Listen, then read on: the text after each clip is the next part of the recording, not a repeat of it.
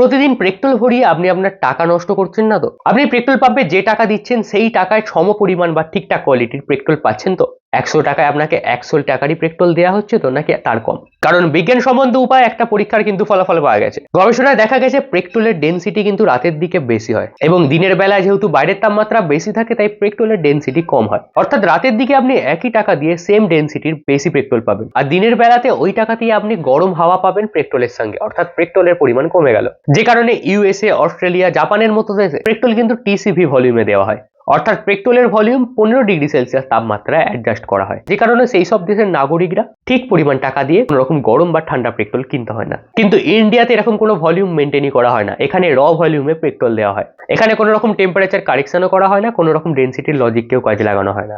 যদি আপনার গাড়ির ট্যাঙ্ক দুপুরের দিকে 40 ডিগ্রি সেলসিয়াস তাপমাত্রায় গরম হয়ে যায়, তাহলে কিন্তু আপনি যে পেট্রোলটা নেবেন তার বেশিরভাগটাই কিন্তু গরম হাওয়ায় চলে যাবে, অর্থাৎ পেট্রোলের ডেনসিটি কমে যাবে। আপনি টাকা দেবেন কিন্তু কম পেট্রোল পাবেন। এর জন্য আপনার টাকাও নষ্ট হবে, গাড়ির মাইলেজও কমতে থাকবে। তাই যতটা সকালে তাড়াতাড়ি সম্ভব বা সন্ধ্যের পরের দিকে পেট্রোল ভরান, তখন কিন্তু বাইরের হাওয়া অতটা গরম হয় না, যার কারণে আপনার পেট্রোল ট্যাঙ্ক ঠান্ডা থাকে।